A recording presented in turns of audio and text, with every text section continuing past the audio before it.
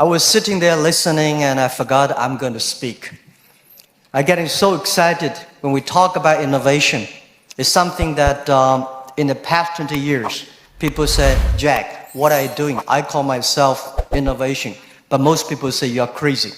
You're doing something never exists. And I'm very, very honored to be invited here today. I think I want to say great congratulations for this great innovation center, the opening. I met Simon Paris, I think, 10 years ago in Davos. I listened to his speech. His determination for innovation, leadership, courage inspired me. I would say many of the things that Alibaba doing that needs courage, needs determination, needs leaderships. So I think he is with us all the time. And I think this innovation center is also a gift for the 70th anniversary of Israel. 4 months ago, I came to Israel. This is my first trip to Israel. I came with 37 Alibaba senior executives.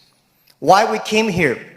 We got a lot of invitations, but the reason we came here because we had a huge debate among ourselves because of the competition, because of the pressure, because of all the things that are around us, the anxiety. And I say, let's go to Israel. When you are there, you know what competition means. When you're there, you know when the people surrounded you, how you can survive. And after 4 days, visited the government, companies, venture capitalists, and a lot of entrepreneurs, we learned 2 things. First is innovation. Second is chutzpah. The courage to challenge. And we find in Israel, innovation is everywhere.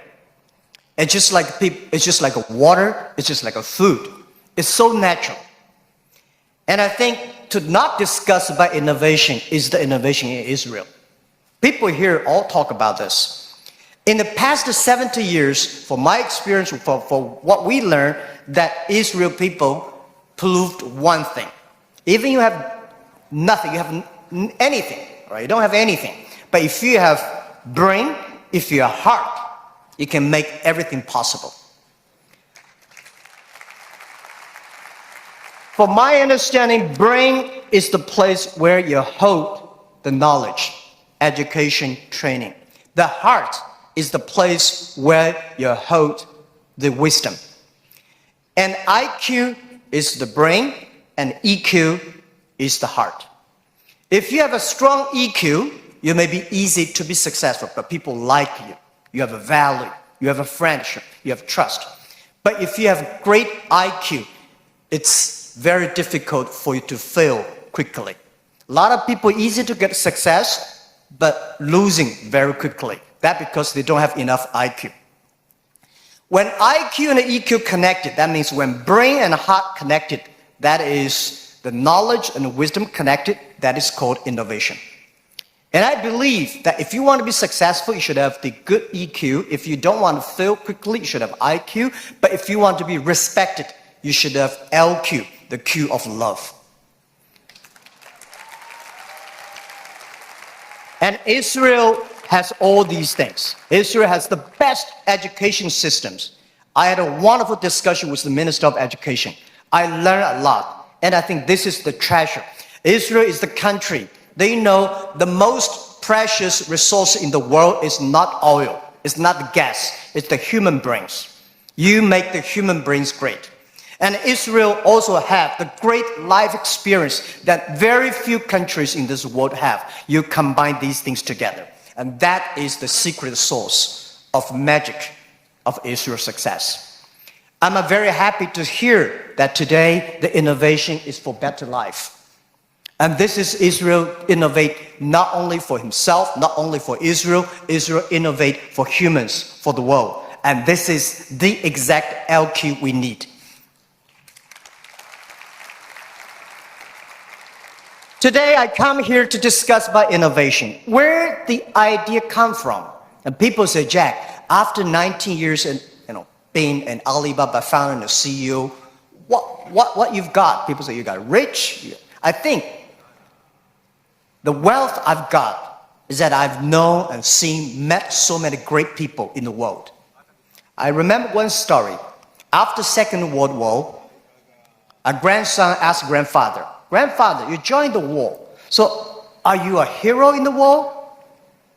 The grandfather said, "No, I'm not the hero, but I have the honor to work with and fight together with all the heroes. I'm lucky enough in the past 19 years, I have the honor to meet so many great leaders and make so many great entrepreneurs, innovators. I think from them, I have the honor. This is my wealth, and I want to share with you. Most of innovations, not because they want to, because they were forced to. Israel, there's no water, no oil, no resources.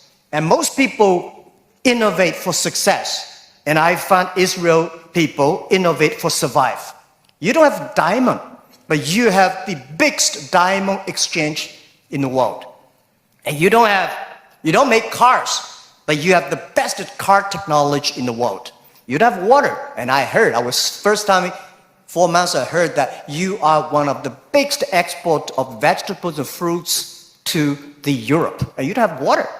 That's amazing. And the other thing is that Alibaba, people say, "Jack, you are amazing. How could you make such a huge investment in 9 years ago to develop cloud computing? And you know nothing about technology." That is true. I know nothing about technology. I'm scared of technology. So I was the first the product tester of my company, because I said, if I can use it, 80% of people can use it. If I cannot use it, 80% don't want to use it. So 9 years ago, I know if we do not develop technology on cloud computing, Alibaba will bankrupt, because we cannot afford the cost of IBM and Oracle.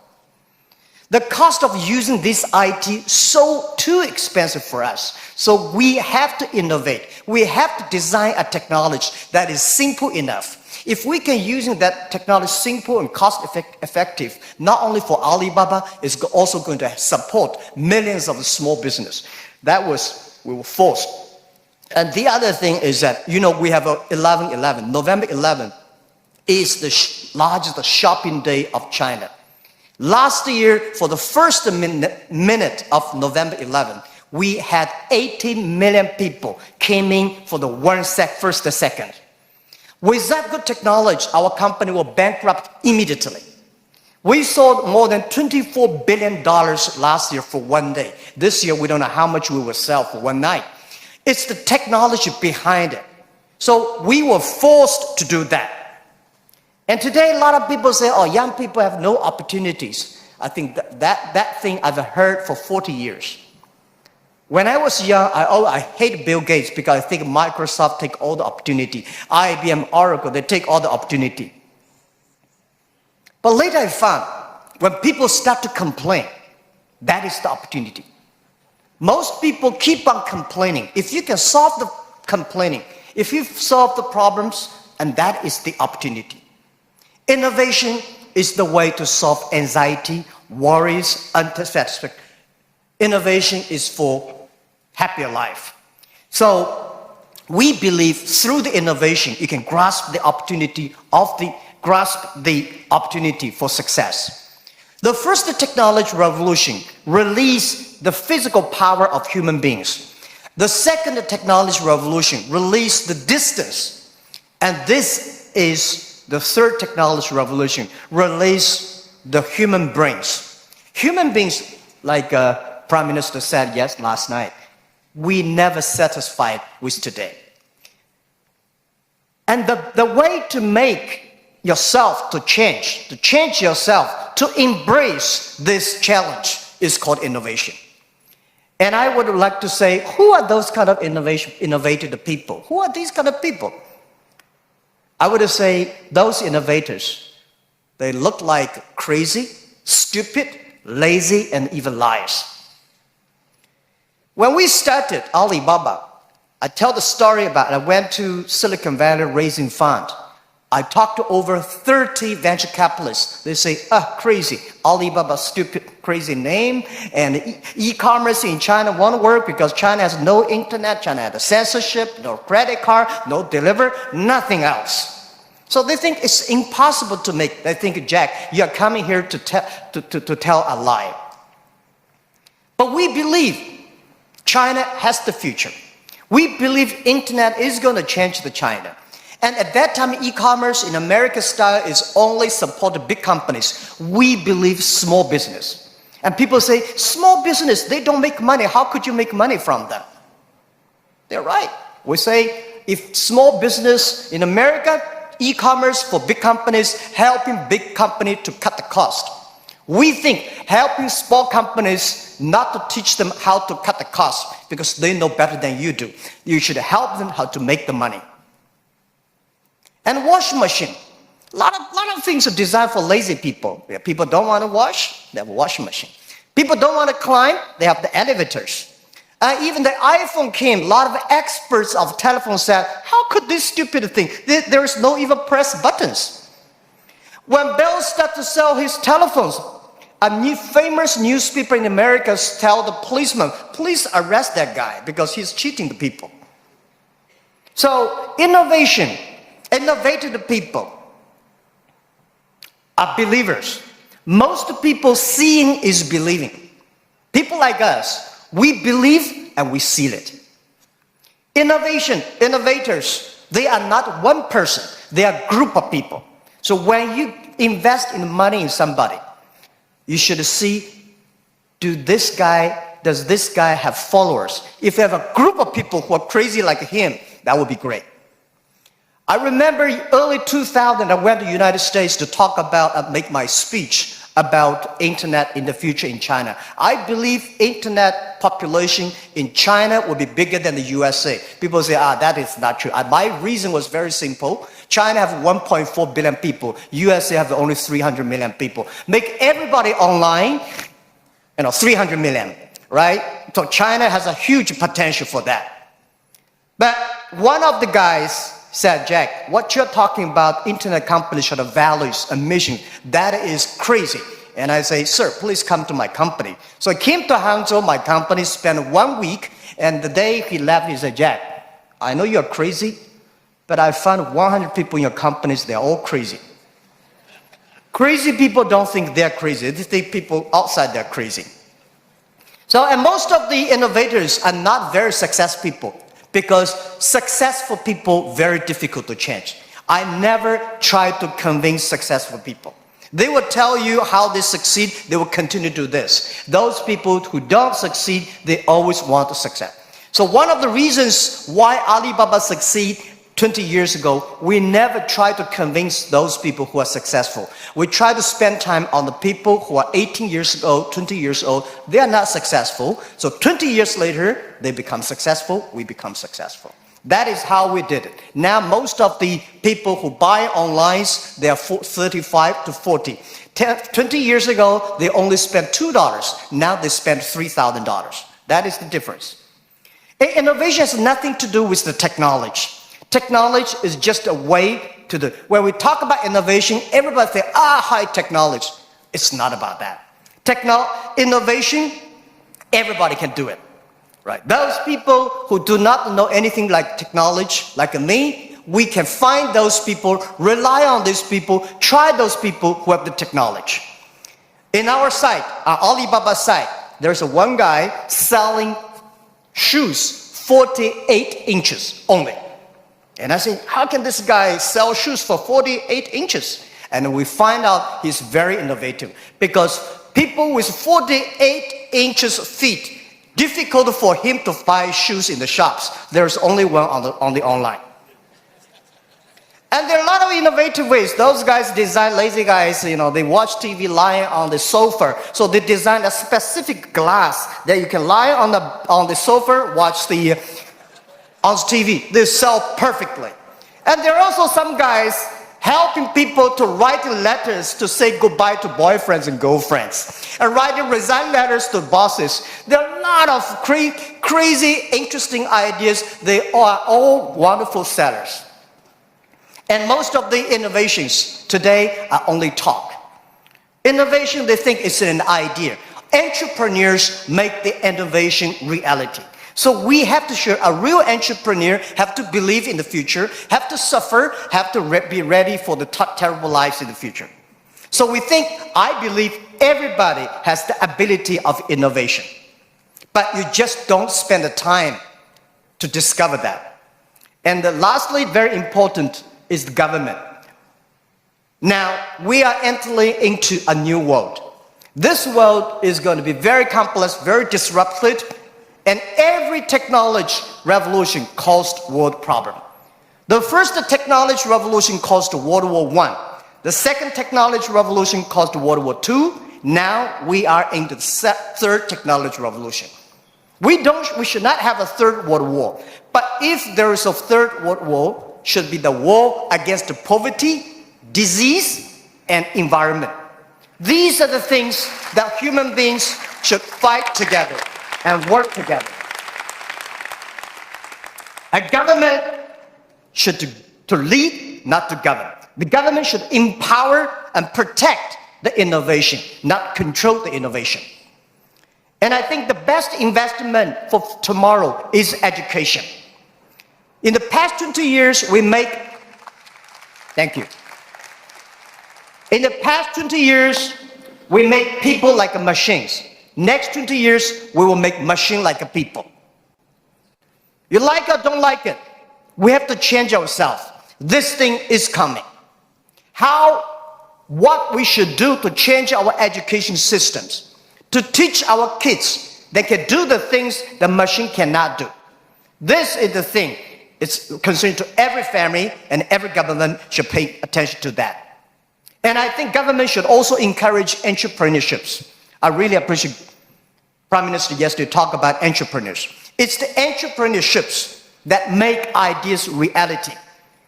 Innovation is always going to be destroyed of yesterday. A lot of people who are successful yesterday will not like it. So government should know what not to do. Let me tell you one story. In 1860s, when UK had first the cars came in, automobile coming, they destroyed a lot of jobs of these horsemen. Horsemen at that time are the main jobs of the society. These are white-collar people. They went to the government, pushed the government, say, you should stop these cars because they're going to kill people on the road, it's going to destroy the jobs. So the government passed a law called Red Flag Bill. They do not allow any car drive faster than 7 miles per hour. And they should always follow behind the horses. That stop it. Protect the people for some groups of people's interest, but destroy the whole industry. And the other thing, innovation is interesting, and it's also going to stop by a lot of people. People don't like it. I went to the Museum of Basketball. You know, basketball used to have a basket. People threw the ball inside, and with a ladder to take the ball out. This thing has been lasting for 18 years. And there's one guy said, why not cut the bottom? And it will be easier. It's a great idea. Basketball become more competitive, but people hate it. It's the people who hate it the most were the guy who with the ladder. He said, I'm losing my job. So this is what I want to say. People start to worry. Artificial intelligence, robots, jobs. But don't worry about it. Human beings are much smarter than machines. Machine can never control because machine only have chips. Human beings have the hearts. I remember 1995 when I studied internet in China. There is a big meeting. There is a small meeting among 24 people in Beijing in the evening for discussing for 3 hours. There are a lot of experts start to discuss about the internet. They think internet is going to destroy this, destroy that. A lot of worries. They think government should control it. Almost 22 years passed. Those things we worried never come up. Those things we did not worry all came up. And I want to say, don't worry about the future. Young people, don't worry about the future. And don't worry about The size of the machine, I think small business don't worry about it, because small business believe small is powerful, small is beautiful. Using innovation, small business can compete anybody in the world. And this is just like Israel. The small is beautiful and small is powerful. So my view is that rely on the young people, rely on the small business. Believe the future. Be optimistic. The world is beautiful. Today is just the beginning. But anything, remember, this is my philosophy of life the past 20 years. Today is difficult. Tomorrow is much more difficult. But day after tomorrow is beautiful. Most people die tomorrow evening. Thank you very much.